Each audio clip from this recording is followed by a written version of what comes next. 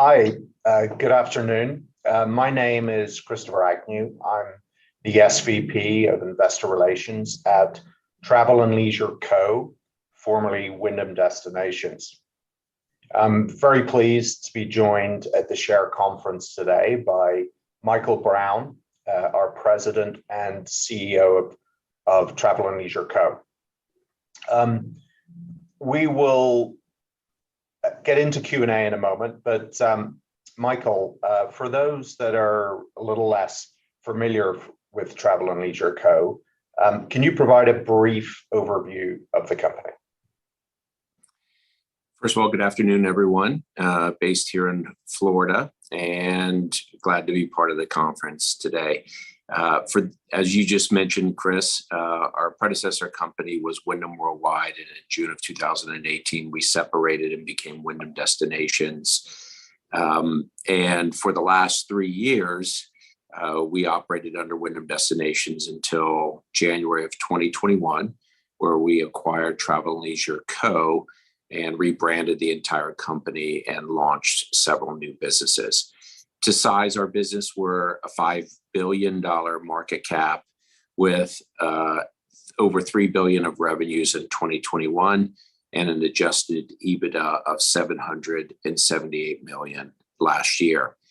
We're a company that's 100% focused on leisure travel, with over 90% of our business based in North America. One of the key characteristics of our business is we transition about 55 to 60% of our EBITDA to cash, and creating a very attractive free cash flow yield for investors. Operationally, we're really divided into 3 lines of business. We have Wyndham Destinations, which is timeshare brand, the world's largest vacation ownership company with over 245 resorts, been in business for over 40 years. Very proud of our positioning and relationship with the current Wyndham hotels and resorts. Secondly, we have a division called Panorama, and Panorama holds within it 2 primary businesses. The first of which is the world's largest and foremost membership travel business that includes about 3.6 million members with highly recurring revenue streams. And most recently, we launched into a B2B travel club business. Both the RCI Exchange business and our B2B travel club sit under Panorama. And then lastly, our newest business is the Travel and Leisure Group, which has launched a Travel and Leisure travel-based club. And together, these 3 business units have 4 business lines underneath them, and again, generate that $787 million of EBITDA that we generated in 2021. And Michael, you've been in the industry now, I think, over 30 years, first with Marriott and then Hilton. Yes. What changes have you seen in the industry over that period? Well, when you think about the vacation ownership industry, it's gone through a tremendous transformation. The timeshare industry, pre-Great Financial Crisis, was characterized by a lot of independent operators with either single sites or very few sites that characterized about 2/3 of all industry sales. Post-Great Financial Crisis, we've seen in the last decade a very dramatic consolidation of the industry, and the consolidators have typically been hospitality companies. So when we look at 2022, although the year has a long way to run, companies like Wyndham, Marriott, Hilton, Disney, Holiday Inn, those 5 companies alone will probably represent 75 to 80% of the industry sales, whereas just a decade ago, it represented 30 to 35% of the industry sales. And with that hospitality brand entry and really increase in market share, what you're seeing are stronger balance sheets, a heavy focus on flexibility of product, and fundamentally, the industry has transformed itself from independent real estate development to a highly capital efficient or capital light industry where the brands and their balance sheets have consolidated the industry to where we are today. And can you, for those new to our business, can you lay out what the general economics of the business are? And also maybe discuss the goals that you recently laid out at your investor day that you held last September. Absolutely. So when you think of what we've been in business with for a long time, it's the vacation ownership and vacation exchange. And those two businesses really made up the 778 million of EBITDA that we had last year. And when you look at the characteristics of that business, it really comes down to a few key components. First of all, our core business of Wyndham Destinations and RCI is characterized by mid-single digits growth plus mid-20s development or total margin as a business. So even during the downturn and during COVID, not only were we were able to generate margins in the 20s, but we were able to continue to generate lots of cash flow, and ultimately we never stopped paying a dividend even throughout COVID. As you look at the key components of our business, we run a vacation ownership timeshare development model. In addition to that model, that will generate a consumer finance, and we have today about a $2.8 billion consumer finance, which ultimately creates net interest income. So we have vacation ownership development, net interest income, and then not too dissimilar from a hotel, you'll see management fees being taken in because we run those resorts, those nearly 250 resorts, for a management fee. And that's typically 10% of operating cost. So those are three components. And in addition to that, as I mentioned, our vacation exchange business has approximately a 40 to 45% margin, and roughly 30% of the company's EBITDA. And that's a subscription-based business with recurring transaction fees. And when you roll it all together, what you get is a very stable, as I mentioned, mid-20s development or total margin with mid-single digits growth. Now, that strong foundation has allowed us to begin to move outside of the timeshare industry. We'll stay committed to that Wyndham Destinations and RCI business, but with those capabilities in leisure travel, the marketing and sales distribution, and our deep experience in the exchange business, we've decided to launch two new business extensions. I've already mentioned them in the previous slide, is that we're doing a B2B travel club and a B2C travel club. Both of these subscription-based clubs are outside of timeshare and allow you to join a discounted travel club for an upfront membership fee, and we take a percentage of all the transactions. Think of a Netflix, think of a Peloton, think of a HelloFresh. It's a similar type of subscription business, but for travel. First, again, on the B2B side, where we will white label a travel club for another association outside of our brand. And then secondly, with the Travel and Leisure name, we've launched a Travel and Leisure subscription club direct to consumer. Between those two businesses, our strong foundation and our new business extensions, we want to take that mid-single digits growth and incrementally add on to it so that we can present a growth profile in the high single digits, somewhere between 8 and 10% going forward. We laid that out in our September 2021 Investor Day, and that's the trajectory that we're on, is to take that mid-single digits, double our growth pattern, and get up to that 8 to 10%.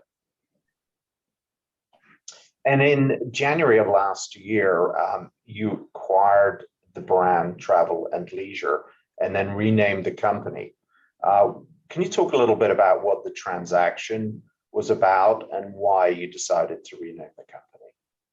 Absolutely. So the transaction was basically, we bought the Travel and Leisure name, all of its IP, and its existing businesses, which was an existing direct-to-consumer Travel and Leisure club. We are not experts in media, so although we may own the magazine, we licensed that back at the time to the Meredith Corporation, and they continue to run the magazine at Meredith, independent from us. They have editorial independence. And what this transaction allowed us to do was to reposition ourselves globally, to be more of a holistic leisure travel provider, since our mission is to put the world on vacation. It really allows us to talk not only about being timeshare centric, but to be more broadly leisure centric. We are deeply committed to the Wyndham name and our royalty agreement with Wyndham Hotels. And we will continue to grow that as we have historically done. However, there are audiences that are mutually exclusive or partially overlap with the Wyndham name in plenty of other leisure segments. And our core competency is sales and marketing, it's management, it's hospitality. And if we can take those skills and continue to support the growth of Wyndham, we will also use that to support the growth of other brands and therefore grow our own business. So we want to move from mono-branded to multi-branded. And as a result of that, we take a timeshare market that's typically 10 million households in the United States, and we expand that. The leisure travel TAM in the United States is close to 95 million, and we think there's easily a targetable market between 40 and 50 million households we want to start to consider as we look at doubling our growth rate. And you talked about strong free cash flow characteristics of the business. So can you also then discuss what is your approach to capital allocation? Yeah, so if I can just reiterate, we have a long history of converting about 55 to 60% of our EBITDA to free cash flow. If you look at our Investor Day presentation from last year, that number should float up and have an upper end of the range, close about 63, 64%. And that is because of our ability to continue to grow our business and preserve project spend on future inventory because our balance sheet is sufficiently funded. So we should be looking at a very strong capital return strategy as we move over the next 3 to 5 years. And Chris, if you could put up that one slide, what you'll see is really a three-pronged approach to what we do on capital allocation. We've been very consistent, as I mentioned earlier, with our dividend. We would expect to generate, close to 2.4 to 2.6 through cumulative adjusted free cash flow, and then an additional half to 700 million on sort of net debt, some other factors, ultimately yielding us to 2.9 to 3.3 billion dollars over the next 3 years, ending in 2025. Now, the way we've always looked at it is we've been very consistent with our dividend paid to consumers, which now sits at a yield of about nearly 3%, which is a strong dividend. I think more importantly, speaking to the strength and predictability of our free cash flow, we continue to pay a dividend of 30 cents per share during COVID. It had peaked at 50 cents, but I think in the gaming, lodging, leisure sector, we were one of the very few companies that continued to pay our dividend throughout COVID. And our expectation is we would be able to pay somewhere between 670, 700 million over the next few years in relation to dividends. Then beyond that, it's an evaluation process where we will look at opportunities to deploy capital, primarily through M&A or share buybacks. But as you can see, the opportunity to generate 2.3 to 2.6 of free cash flow for deployment of share buybacks or potentially M&A is very, very powerful, especially as you look at the stock market today. Our market cap is right around 5 billion. So we're talking about cash deployable. That's roughly 50% of our current market cap, which is pretty strong statement as to our ability to return capital to shareholders. I think the other thing I would just like to point out is this cash flow generation model is after we've taken into account what needs to be deployed to grow our business either operationally or through incremental projects. So there's not another leg to this that we haven't considered. And it really presents for us a really strong profile going forward as to how we can allocate capital to maximize shareholder value. We've received a couple of questions by email, so if I could turn to those. First one is, how does Airbnb impact the timeshare business? And maybe I could actually broaden that. How does the growth in vacation rentals, Vrbo, et cetera, and Airbnb impact your timeshare business in your view? Right. That's, Chris, been a question for probably the last 4 to 5 years, especially with Airbnb's growth and Vrbo's and plenty of others that have come into the space. And what I would say is, it's similar to your question about how the industry's changed. Back in 2005 to 2010, the conversation was always, hey, would you like to vacation in a 300 square foot room, use the hotel's food and beverage facilities and all the rest. Whereas now with the rise of Airbnb and Vrbo and our continued strength, there's really no question that most people enjoy their vacation a lot more when they have more space. And what do I mean by that? When your children get to sleep in a separate room than you, or when you spend a day skiing and you want to put your boots down when you get back, is you can just walk into your villa, put them down, and the kids go and you go, and you got your own space. Or when everyone just needs a little bit of separation time, is someone can be in the kitchen preparing dinner or breakfast while others are enjoying themselves in different space. And I think in everyone on the call, when you think about your own vacation, there's something special about waking up in the morning and just being in your own space, as opposed to having to get up. And I was just in New York City and had room service with a family member this weekend, and it was $110 charge for something very, very basic. And that's real value, that's real convenience, and it's really how whether it's Airbnb, VRBO, or a timeshare product has really taken advantage of the macro trend. As it relates to differentiation, I would just say the clientele is different. When you're talking about a timeshare resort, we're talking about people that tend to want the consistency and clarity that brands offer. There's no surprises when you check in and you show up and look behind your front door. And I think also the amenities that come with it, whether it's a feature pool or a workout facility or some food and beverage on site, people do really enjoy what a timeshare brings. And, Airbnb and VRBO is good. It's just a slightly different market. A few characteristics, and this is sort of jumping off from the Airbnb question, but has surprised a lot of people, is that about 70% of our total new purchasers are either Gen X or millennials. When you think about who was a purchaser 5 years ago, maybe 7 or 8% were millennials, and now that number is 25 to 30%. It just sort of shows that as people get into the next stage of their personal travel preferences, vacation ownership really provides a sweet spot for people that are beginning families and then have growing families throughout. Also, there's a common misconception about the attrition rate in timeshare.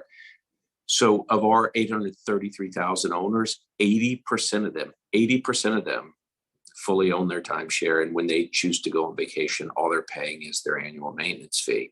And as a result of that, the attrition rate every year on that 80% of people is only 2. Because think about it, in a time where gas prices are rising and you're spending more and more to get your airfare, get your room rental, get your car rental, get your gas, etc., our owners have fully paid for their ownership, and their only choice that they have on going on vacation may be spending $70 on gas instead of $55. And that is a very small incremental cost when you've already paid for your ownership 10 years ago, and you see a tremendous value in what you own. Well, I see that's a good segue into the second question. How does inflation impact your business? Yeah. So I, oddly enough, I think we're one of the few industries where inflation is a net benefit to us because, as I just mentioned, when someone's sitting there at a sales presentation and you're saying that you can lock in your future vacation costs at today's prices, you see the value because had you purchased your timeshare 5 years ago and you're not having to make that decision this year, you see massive value in your ownership. And it's easy for us to demonstrate with where inflation's going, not only the price of hotel rooms or rentals, but the fact that you may not even be able to get them this summer at a beach location. So from a revenue standpoint, locking in future vacations at today's prices are extremely attractive and are very helpful in an inflationary environment for us because we can more easily demonstrate value. What I would say on the corporate debt side is our debt is fixed, so primarily fixed. So rising interest rates do not have a significant impact to us. We do about 3 securitizations per year, so all previous securitizations rates are locked in.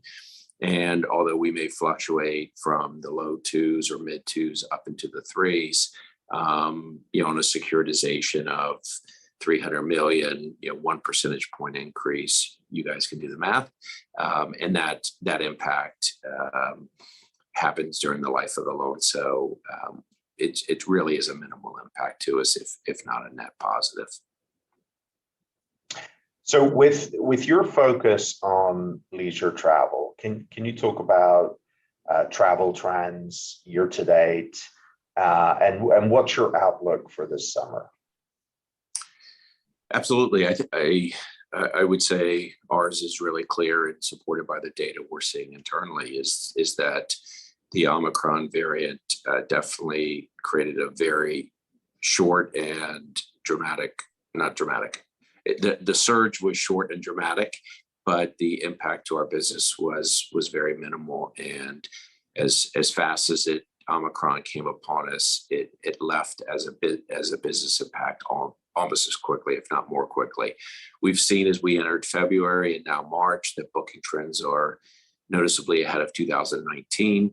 And keeping in mind that being in the leisure travel business, 90% North America, this sort of March spring break until the October fall break is really the peak time, especially from Memorial Day to Labor Day. So the fact that the surge has diminished and inflation doesn't really impact the pent-up demand that is clearly out there from 2 years of COVID, we'd expect an extremely robust recovery into the second quarter and throughout the entire summer. And let's face it, people are ready to get back on the road and spend time with their loved ones that they've not been able to spend the time they want to over the last 2 years. And as much as in maybe May of 2020, we were not in the right place.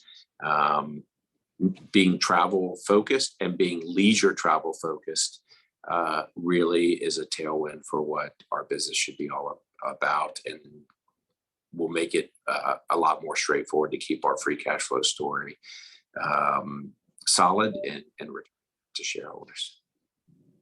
And I think we've got about 3 minutes left, so maybe I'll squeeze in this last question that I've got. What is your relationship with Wyndham Hotels? And so when we were the RemainCo, when the two companies separated in 2018, similar to others in the space, Marriott separated, I believe, in 2011, and Hilton 2016, their timeshare from their hotel groups. We developed and maintained a really good relationship with the Wyndham Hotel Group. We've continued to grow the brand pre-COVID. mid-single digits, 6 to 8%. And as I mentioned in my opening remarks, we see that brand continuing to grow. One of the real benefits that we've been able to employ the last 4 to 5 years was this program called the Blue Thread, which was leveraging affinity customers through Wyndham Rewards to the sale of timeshare, which the hotel group gets a higher royalty on. And we believe that what was a sub $10 million revenue opportunity back in 2016-17 can get up to 200 to 300 million over the next few years. So that was one of the attractive elements of the separation, is you could have a much more clear line of sight to grow and develop the good relationship we have with the Wyndham Rewards program and the hotel group. Excellent. Well, Michael, thank you for your time today. And thank you very much to the Share Conference for hosting us today. Thank you.